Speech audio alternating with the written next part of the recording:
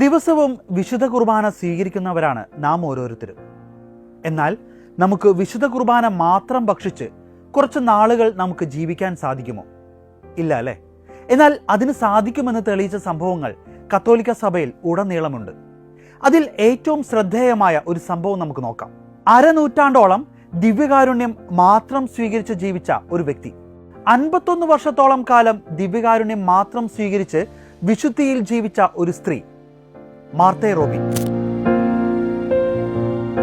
ഞാനാണ് ജീവന്റെ അപ്പം, എൻ്റെ അടുത്തു വരുന്നവന് ഒരിക്കലും വിശക്കുകയില്ല, എന്നിൽ വിശ്വസിക്കുന്നവന് ദാഹിക്കുകയുമില്ല എന്ന യേശുവിന്റെ വാക്കുകൾ അക്ഷരം പ്രതി ശരിയാണെന്ന് തെളിയിക്കുന്നതാണ് മാർത്തേ റോബിൻ എന്ന സ്ത്രീയുടെ ജീവിതാനുഭവം.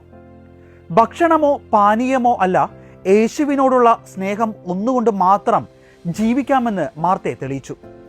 വിശുദ്ധ കുർബാനയിലെ യേശുവിന്റെ നിറസാന്നിധ്യം മനസ്സിലാക്കുവാൻ മാർത്തേ റോബിന്റെ ജീവിത കഥയിലൂടെ ഒന്ന് കണ്ണോടിച്ചാൽ മാത്രം മതി. ദിവ്യകാരുണ്യത്തിന്റെ അപാരമായ ശക്തിയുടെ ഒരു നേർസാക്ഷ്യമായിരുന്നു ധന്യയായ മാർത്തേ റോബിന്റെ ജീവിതം. 1902 മാർച്ച് 13 ഫ്രാൻസിലെ ഡ്രോം എന്ന സ്ഥലത്തായിരുന്നു മാർത്തേ റോബിന്റെ ജനനം. ഒരു കർഷക കുടുംബമായിരുന്നു മാർത്തയുടേത്. അവരുടെ പിതാവിന്റെ പേര് ജോസഫ് എന്നും മാതാവിന്റെ പേര് അമേലി സെലസ്റ്റിൻ റോബിൻ എന്നുമായിരുന്നു. ഇവരുടെ 6 മക്കളിൽ ഏറ്റവും ഇളയവളായിരുന്നു മാർത്തേ. ജോസഫും അമേലിയും ജന്മം കൊണ്ട് കത്തോലിക്കരായിരുന്നുവെങ്കിലും ആധ്യാത്മിക കാര്യങ്ങളിൽ അവർ ഒട്ടും തന്നെ പ്രാധാന്യം നൽകിയിരുന്നില്ല. തങ്ങളുടെ മാതാപിതാക്കളുടെ മാതൃക തന്നെ മക്കളും സ്വീകരിച്ചു വിശ്വാസത്തിൽ നിന്നും അകന്നു ജീവിച്ചു.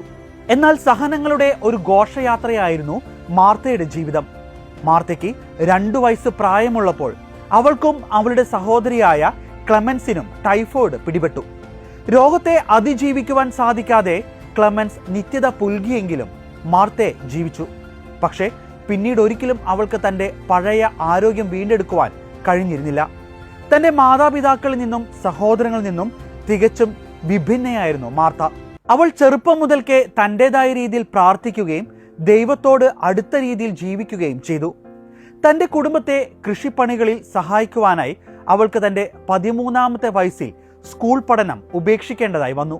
എന്നാൽ തൻ്റെ വേദപാഠ ക്ലാസുകൾ ഉപേക്ഷിക്കുവാൻ മാർത്തേ തയ്യാറായില്ല. ദിവ്യകാരുണ്യ ഈശോയെ ആദ്യമായി സ്വീകരിക്കാൻ അവൾ തന്നെ ഒരുക്കി. 1912 ഓഗസ്റ്റ് 15 മാർത്തേ റോബിൻ കാത്തിരുന്ന സുദിനം എത്തി.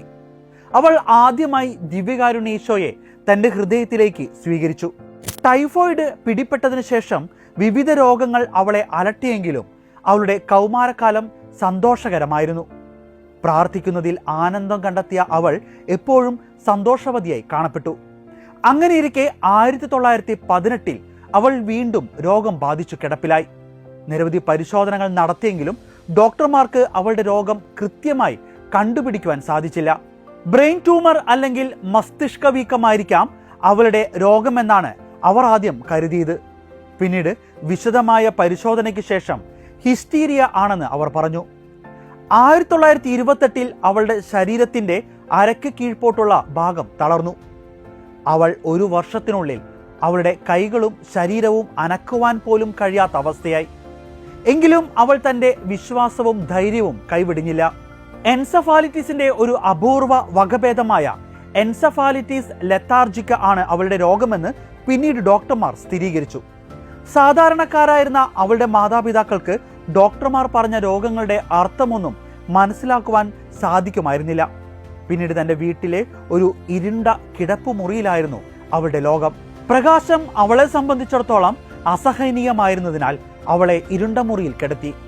കിടക്കയിൽ ആയിരുന്നുവെങ്കിലും അവൾക്ക് തൻ്റെ തള്ളവിരലും മറ്റുള്ള വിരലുകളുടെ അഗ്രഭാഗവും ഉപയോഗിച്ച് കൊന്ത ചൊല്ലാൻ സാധിക്കുമായിരുന്നു. 28 വയസ്സായപ്പോഴേക്കും അവളുടെ ശരീരം പൂർണ്ണമായും തളർന്നു. തൻ്റെ തല അനക്കുവാൻ മാത്രമായിരുന്നു അവൾക്ക് ആകപ്പാടെ കഴിഞ്ഞിരുന്നത്. മാർത്തയ്ക്ക് ഭക്ഷണം കഴിക്കുവാനോ വെള്ളം കുടിക്കുവാനോ കഴിഞ്ഞിരുന്നില്ല. അത്രയ്ക്ക് ദയനീയമായിരുന്നു അവളുടെ അവസ്ഥ. നിർബന്ധപൂർവം ഡോക്ടർമാർ വെള്ളം അവളുടെ വായിലേക്ക് ഇറക്കുവാൻ ശ്രമിച്ചപ്പോഴൊക്കെ അത് നാസ്വാദ്വാരങ്ങളിൽ കൂടി പുറത്തേക്ക് വന്നു. എന്നിരുന്നാലും ഒരു കാര്യം അവൾക്ക് ഭക്ഷിക്കുവാൻ സാധിക്കുമായിരുന്നു: പരിശുദ്ധ ദിവ്യകാരുണ്യം. അതായിരുന്നു അവൾക്ക് വേണ്ടിയിരുന്നതും. രോഗത്തിന്റെ തുടക്കത്തിൽ പരിശുദ്ധ കന്യകാ മാതാവ് മാർത്തയ്ക്ക് പ്രത്യക്ഷപ്പെടുകയും അവളെ ആശ്വസിപ്പിക്കുകയും ചെയ്തിരുന്നതായി പറയപ്പെട്ടിരുന്നു. 1928 യേശു അവൾക്ക് പ്രത്യക്ഷപ്പെട്ടു. ഈ ദർശനം അവളുടെ ജീവിതത്തെ ആകെ മാറ്റിമറിച്ചു. അന്നു മുതൽ അവൾ തന്നെ പരിപൂർണമായും ദൈവത്തിന് സമർപ്പിക്കുവാനുള്ള തീരുമാനമെടുത്തു. ത്യാഗവും പ്രാർത്ഥനയും വഴി തൻ്റെ സഹനങ്ങളെ സ്വർഗത്തിന് സമർപ്പിക്കുവാൻ അവൾ തീരുമാനിച്ചു. ക്രമേണ അവൾ കൂടുതലായി ക്രിസ്തുവിൻ്റെ സഹനങ്ങളെക്കുറിച്ച് ധ്യാനിക്കുകയും പരിശുദ്ധ കന്യകാമാതാവിനോട് ചേർന്ന് കൂടുതൽ തീക്ഷ്ണമായി പ്രാർത്ഥിക്കുകയും ചെയ്തു. പിന്നീടുള്ള അവളുടെ ജീവിതം ആരെയും അമ്പരപ്പിക്കുന്ന തരത്തിലുള്ളതായിരുന്നു. 1930 മുതൽ യേശുവിൻ്റെ നിറസാന്നിധ്യമായ ദിവ്യകാരുണ്യം മാത്രമായിരുന്നു അവളുടെ ഭക്ഷണം. പരിശുദ്ധ ദിവ്യകാരുണ്യം സ്വീകരിക്കുമ്പോഴൊക്കെ യേശുവിൻ്റെ സഹനങ്ങൾ അവളിലും പ്രകടമാകുവാൻ തുടങ്ങി. ആദ്യമൊക്കെ ആത്മീയ രീതിയിലായിരുന്നു, പിന്നീട് ശാരീരികമായ രീതിയിലും ഇത് പ്രകടമായി. സിയന്നായിലെ വിശുദ്ധ കാതറിനെ പോലെ, വിശുദ്ധ പാദ്രോ പിയെ പോലെ യേശുവിൻ്റെ തിരുമുറിവുകൾ പഞ്ചക്ഷതങ്ങളായി അവളിൽ രൂപാന്തരപ്പെട്ടു. വിശുദ്ധവാര ദിനങ്ങളിൽ മാർത്തയുടെ ഉള്ളിലും മരണവും പുനരുത്ഥാനവും സംഭവിച്ചു. ദുഃഖവെള്ളിയാഴ്ച അവളിൽ നിന്ന് തുടരെ രക്തം പ്രവഹിച്ചു. ദുഃഖ ശനിയാഴ്ച അത് ഉണങ്ങുകയും ഈസ്റ്റർ ഞായറാഴ്ച അത് ഇല്ലാതാവുകയും ചെയ്ത അത്ഭുത പ്രതിഭാസം അവളിൽ പ്രകടമായി. ഒരു അസാധാരണ രീതിയിലായിരുന്നു മാർത്ത റോബിൻ ദിവ്യകാരുണ്യം സ്വീകരിച്ചിരുന്നത്.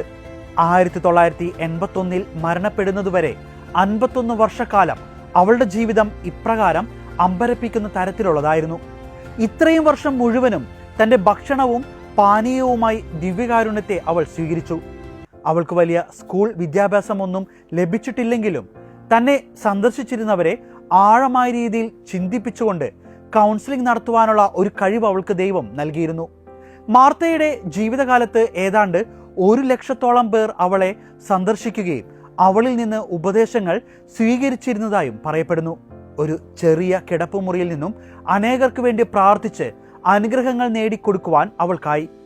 ജീവിച്ചിരിക്കുമ്പോൾ തന്നെ ഒരു വിശുദ്ധയ്ക്ക് ചേർന്ന വിധമുള്ള ജീവിതം നയിച്ചിരുന്ന മാർത്ത റോബിനെ 2014 നവംബർ 7 ഫ്രാൻസിസ് പാപ്പ ധന്യയായി പ്രഖ്യാപിച്ചു.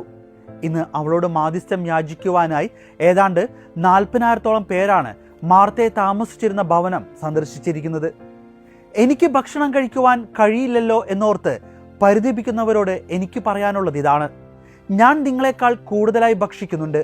യേശുവിൻ്റെ മാംസവും രക്തവുമാണ് എൻ്റെ ഭക്ഷണം. മാർത്തയുടെ ഈ വാക്കുകൾ ദിവ്യകാരുണ്യനാഥനുമായുള്ള അവളുടെ ബന്ധത്തെ പൂർണ്ണമായും എടുത്തു കാട്ടുന്നു. 51 വർഷക്കാലം ദിവ്യകാരുണ്യം മാത്രം ഭക്ഷിച്ച് ജീവിച്ച മാർത്തയുടെ ജീവിതം ഇന്നും അനേകരെ ദിവ്യകാരുണ്യത്തിലേക്ക് അടുപ്പിക്കുകയാണ്.